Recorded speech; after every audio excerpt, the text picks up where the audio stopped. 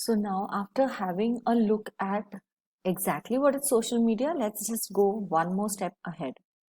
Now, uh, it was a time when we used to just say that, okay, if you want to post about your views and opinions, go on Facebook. If you want to have a video, just put it up on YouTube. That's all. But no, things have changed quite a bit. And there are so many social media apps. And like me, have you also wondered in the beginning that why do we have so many of them? How many of you have wondered why do we need so many of them? Because that categorization that only video, then YouTube, and text and all, and photographs, then Facebook or Instagram, just doesn't work that way anymore. So okay, so quite a few people. So let's go ahead and just let's see, when we want to have our network wider, I want to connect with people whom I do not know, but I want professionally, or maybe as some friendship or something. Yeah, so when we talk about friendship, so let's come like this. Let's make it a little bit more clear. So I stay in a city in which I was not staying earlier. I'm new to the city, so I want to know more friends. I want to know a little bit more about the city. I want to know, I want to have some social life that also is going to help me in building my own social network. At the same time, I want to have connections with people who are in my same profession and in different institutes, maybe in different cities, in different parts of the country. At the same time, I also want to connect to people who are very famous. For all of that, it means that my social network has to increase. And that is what is the first category, where we have Facebook, Twitter, LinkedIn. It's nowadays it's said that how do you know how rich you are? It's not about your net worth. It's all about the network. Yes. Other than that, we also have a few media sharing networks where the first and the foremost used to be YouTube and Vimeo. But we also have Facebook, we also have Instagram, we also have Twitter for that matter, and we also have LinkedIn for that matter. And that is the reason why I have been like constantly saying that the boundaries are blurring, the boundaries are blurring. But not all. We also have some bookmarks. Like I am going to visit this particular site very often, and I am going to put up certain content that I would like to refer to. That is the curation part. It's not made by me, it's made by some other user, but it's very good, and I can think of using it in some way in my class or in my profession or whatever, and refer to it whenever I need it. So that's called as curation. So this is basically coming from Pinterest. It also comes on Flipboard, but it also is there on Facebook timeline, and Facebook keeps on throwing up memories and telling you that, see, your this content is curated. It also will throw back if somebody else comments on something else. You can also bookmark on Instagram. You can always mark and label on Twitter. So again, content curation, yes, it becomes a little bit difficult, but on Pinterest or special content curation social media apps, they have like a notice board type of a structure. The structure is a little bit different.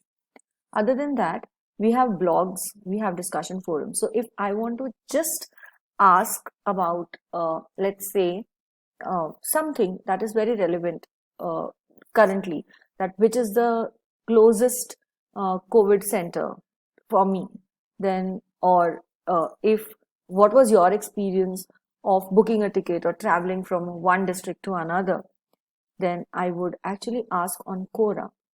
I wouldn't ask on Facebook, but of course, Facebook also will have recommendations. So if I want to know which particular part of, let's say in my city, is there a library that can be recommended, or do you think I want a tiffin service?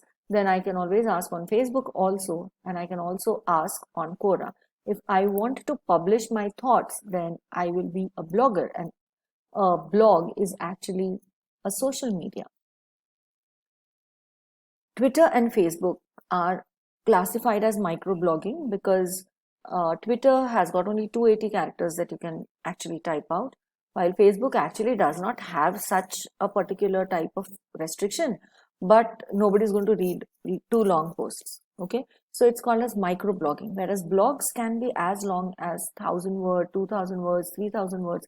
They can be as long and equivalent to published articles in newspapers. So the bigger ones, the blogs, they are considered as authentic references also, while Facebook and Twitter are called as microblogging sites. Other than that, we also have special interest groups. Now, what are these that you may call? Well, I'll just give you a few things, like few ideas about it. You have to have reviews. You want to go out somewhere. What do you see? TripAdvisor, Agoda, Goodreads for books, and then there is something called a sharing economy. Yes, Airbnb, Zomato. Don't we see the reviews on Zomato and then decide whether should we go on this particular restaurant or not? Again, other than this, there is also Etsy. That is, we go to Etsy and we see the shopping, the latest trends that are there, which also helps us to shop. So these are a few categories in which social media is classified. Therefore, none of it is the same. That's the first thing. So if none of it is same, then its purpose is going to be different when we are going to use it, right? And hence that is going to make a major criteria that what are we going to use and how are we going to use. So coming back, because of all this, usually it should never be done that what you post on Facebook, the same thing you post on Instagram, the same thing you post on LinkedIn, the same thing you post on Twitter. No. So if it's my job or if I have achieved something in my career, yes, you can post it on Facebook. But basically it should go on your LinkedIn, because your LinkedIn profile is going to be checked out by people from your profession. Okay, and that's how you're going to build your own professional reputation.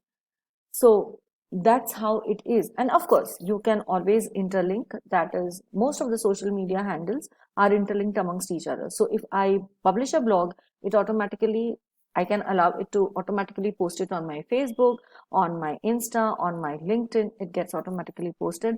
And all the metrics also it is going to calculate. That means how many people have read my blog from the Facebook, how many people have read my blog because they were directed from the LinkedIn, and so on and so forth.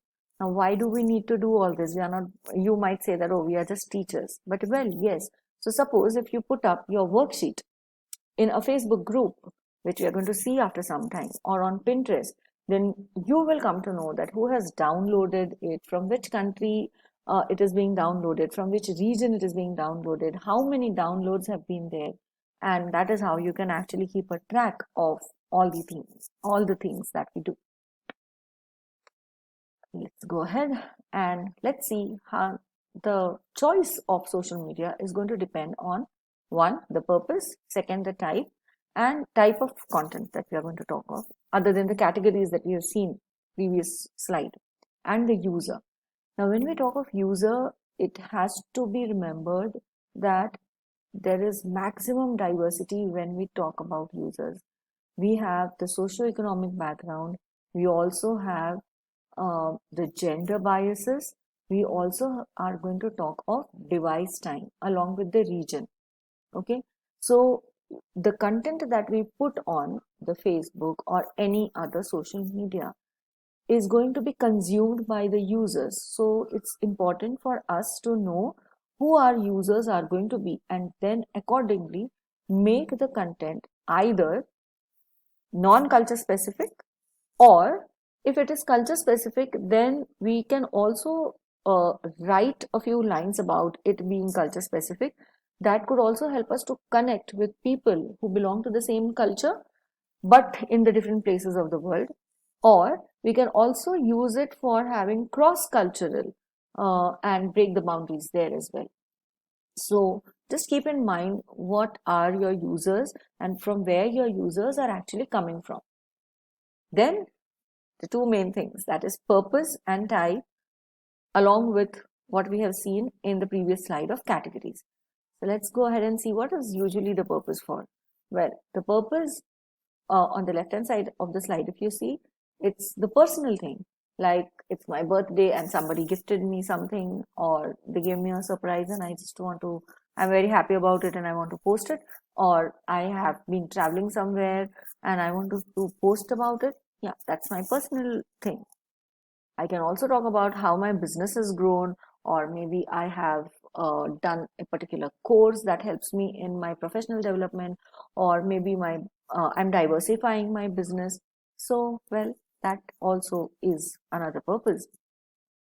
Um, Government. Now, how do we talk about government? Like, the government has, let's say, given out a notification that is important for us, and we are going to post it on our social media so that others can see it, and also it becomes a content that we have curated. So maybe a few months later or few years later, it will come up as the memory, and we will still remember. Okay, on that particular day, this particular notification was issued. Uh, Again, the purpose would be educational. Like uh, right now, if we talk about yesterday was uh, Science Day, and one day before that was the Marathi Bhasha Din. So, uh, for I would have celebrated the Science Day. I would have posted. Uh, there would be an educational added advantage to it. I would have posted. I would have posted that why the Marathi Bhasha Din is celebrated. That could be an educational point of view. So we all have different purposes why we post on social media. So first of all, it's more important that we identify the absolute precise purpose for what we are doing this, so that the wordings will remain, appropriate. We should try to avoid just sharing, like if there is a vaccination drive going on in my area, and I just post that, that poster or something like that, without having any comment on it.